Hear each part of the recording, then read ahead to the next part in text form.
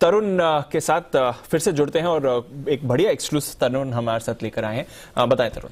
बिल्कुल, मैं दीप बताना चाहूँगा कि ये खबर उन लोगों के लिए है जो ऑप्शंस में ट्रेड करते हैं। Basically serious fraud investigation office ने एक बड़ा स्कैम पकड़ा है। वो स्कैम एनएससी के प्लेटफॉर्म पे हुआ था कि इलिक्विड ऑप्शंस जो हैं, जो या तो आउट ऑफ द मनी है या डीप इन द मनी है, उसमें टैक्स चोरी का एसएफआईओ का शक है। आपको याद होगा कि 2019 में एक मामला हुआ था आईएलएफएस सिक्योरिटी सर्विसेज लिमिटेड, जिसके बाद बाजार ने भी उसका रिएक्शन दिया था और वो लोग डेरिवेटिव जब से स्टार्ट हुए उसके बाद पहली बार ऐसा हुआ था कि आपका पे आउट नहीं हो पाया था। वो पे आउट नहीं होने की वजह थी अलाइड फाइनेंशियल, जिसने डालमिया भारत के कुछ म्यूचुअल फंड्स को यूज किया था और उसके बाद वो डिफॉल्ट कर गए थे। तो इस पे सीरियस फ्रॉड इन्वेस्टिगेशन ऑफिस ने जांच करी और जांच में ये पाया कि अलाइड फाइनेंशियल ने कई ऐसे सौदे किए और कई फॉरेन ब्रोकरेज हाउसेस के साथ ये सौदे किए जिसमें जो डीप इन द मनी और आउट ऑफ द मनी वो सौदे थे। जैसे 10,000 के करीब जब निफ्टी चल रही थी तो उन्होंने 4,000 5,000 के जो स्ट्राइक प्राइजेस के ऑप्शंस थे उनको बेचा, कई जगह बेचा और कई जगह उन्होंने ऑप्शन को कॉल को बाय किया। तो और सामने सिटी बैंक ने वो जो सौदे हैं वो बाय किए हैं। मतलब यदि अलाइड फाइनेंशियल ने यदि ऑप्शन बेचा है तो जो ऑप्शन खरीद रहे हैं, वो जो कॉल खरीद रहे हैं वो सिटी बैंक हांगकांग है।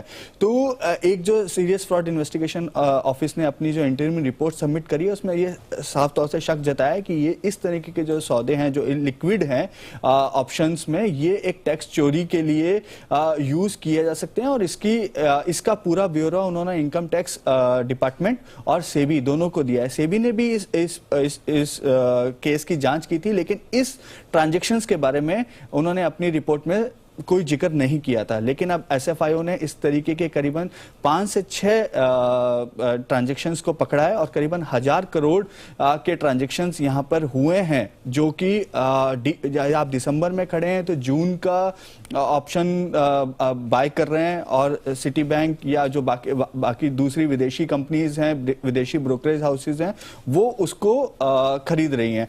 और एसएफआईओ ने यह भी देखा कि जो ट्रांजैक्शन का टाइमिंग है वो भी सेम है। जब अलाइड फाइनेंशियल वहां पे अपना सौदा डालने जा रहा है उसी समय सिटी बैंक उस सौदे को एग्जीक्यूट करने आ रहा है। तो इस वजह से जो ये पूरी जो रिपोर्ट है वो इनकम टैक्स और सेबी के साथ साझा की गई है और हमने एनएससी, सिटी बैंक और अलाइड तीनों से जवाब मांगा, लेकिन हमें तीनों से इस स्टोरी पे कोई जवाब नहीं मिला। इंटरेस्टिंग खबर आप लेकर आए, कहां से इन्होंने फाइंड आउट करा?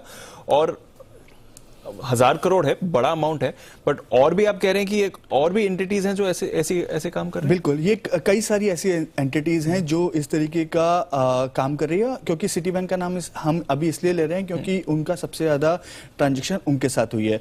दूसरा क्या है कि इनमें सिटी बैंक के ऑफिसर्स के स्टेटमेंट भी हुए हैं और वो इस चीज को जस्टिफाई नहीं कर पाए कि ये ट्रांजैक्शंस क्यों हुए। लेकिन जो एक कंसर्न जताता है वो ये है कि आप ये जो पैसा है ये बाहर से आ रहा है, क्योंकि कोई या तो सिंगापुर या हांगकांग से ये पैसा आ रहा है और उसके बाद यहाँ पे इस तरीके की ट्रांजैक्शंस हो रही हैं। तो उसके पीछे कौन है ये देखना अभी है, क्योंकि हमने पहले भी देखा है कि इनकम टैक्स डिपार्टमेंट ने इलिक्विड ऑप्शंस पे या लॉन्ग टर्म कैपिटल गेन्स पे काफी काम किया है। लेकिन वो एक पर्टिकुलर एक्सचेंज पे वो काम हुआ था, कभी दूसरे एक्सचेंज जो एनएससी है इस पे काम नहीं हो पाया था। लेकिन यहाँ पे जो वॉल्यूम है वो काफी बड़ा है और जो लोग जुड़े हैं वो काफी बड़े हैं। तो अब आगे देखना होगा कि किस तरीके से डिपार्टमेंट इसको लेता है। इंटरेस्टिंग खबर तरुण हमारे साथ शेयर कर रहे हैं। शुक्रिया तरुण, ये एक्सक्लूसिव जानकारी देने के लिए।